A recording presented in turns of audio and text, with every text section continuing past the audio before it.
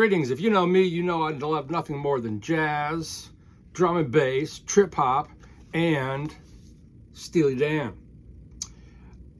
Today's announcement: Steely Dan's sprawling sophomore album Countdown to Ecstasy, returning to vinyl for the first time in more than 3 decades. It says right here on my big screen.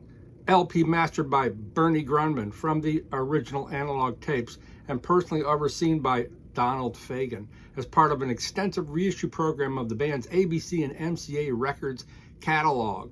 I have multiple copies of this original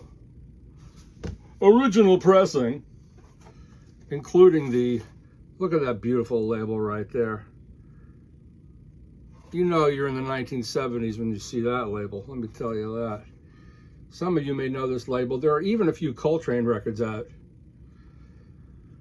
with this strange circular yellow thing, but I'm really excited about this. What else does it say here?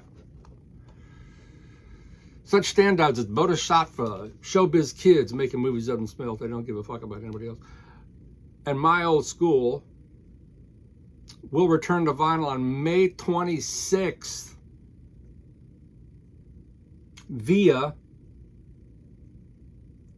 Geffen UME. They began this series in November 22, starting with Can't Buy a Thrill, which compared to this, it's amazing the trajectory of the band, the leap of sophistication and recording technology and songs and performances on this album over the first album. The first album was like Steely Dan, Becker and Fagen sort of in the clutches of a record label and having to prove themselves. That's kind of a primitive album. I mean, there are great songs on there like Fire in the Hole, Only a Fool Would Say That, Reeling in the Years, of course, which if you're a Steely Dan fan, there is a video of Steely Dan on YouTube with Keith Carlock, the drummer, taking a solo at the end of Reeling in the Years, and the solo is just unbelievable. I mean, Keith Carlock has been playing with Steely Dan for a long time. He plays with Wayne Krantz, Tim LaFave, but that solo, if you can find it, it's posted by someone named Gentry, is just I've seen Keith play a lot. I used to go see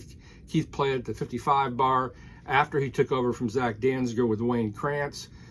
Becker and Fagen used to go to the 55 Bar, which is now closed, unfortunately, and they would pick guys from that club. They had Wayne Krantz come play guitar with them. It's funny, Tim LaFave didn't, but he went to LA or Nashville, and that's where Keith Carlock was kind of discovered. And he always plays amazing solos, but the solo on this version of Reeling in the Years is just a mind blower.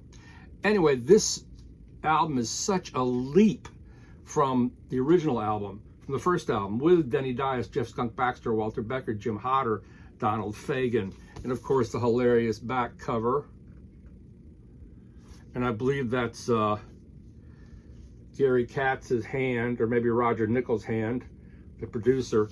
I mean, the cover is so strange. I mean, they were seen as a bunch of nerds and freaks, and in the 70s they were really seen as out of the norm. You got to figure it's the 70s. Doobie Brothers, Foghat, AC/DC, that kind of dominated the airwaves. And if you were a freak, I was into this even before I discovered jazz, but such amazing songs. Razor Boy, such a beautiful song. The Boston Rag, Your Gold Tooth, which is, you know, Pearl of the Quarter, a song about a French whore. And I have a particular fondness for the song King of the World, which is about like post-apocalyptic song set somewhere out in the West, has some amazing effects on the vocals. Anyway, this is very exciting. I had they were kind enough, Tim Plumley at UME was kind enough to send me the Reeling in the Countdown, Can't Buy a Thrill. I didn't even listen to it. Now, the question is, all of these albums are readily available because they sold millions of copies. You can find these all over the US. So I'm not quite sure why they're reissuing it. If you want super fidelity, Japanese copies of this are astounding. I have a Japanese copy of Asia and Royal Scam, and there's much more detail and presence. But you know, I'll know better when I get this reissuing compared to this. Any other information here that you need to know? Upcoming, Bernie Grundman will be mastering all the albums from tape, except for Asia, which will be mastered from an analog non-EQ'd tape copy, and Gaucho, which will be sourced from a 19 analog tape copy, originally EQ'd by Bob Ludwig. Whoa! There's no evidence that the original tapes containing all flat mixes of AJ and Gauscher were delivered to the record label, and it's presumed that tapes no longer exist. It's either this Steely Dan album, actually it's Katie Lied, where they some masters got destroyed or something, and it was a bad scene. The tape got erased. Anyway, this is really exciting.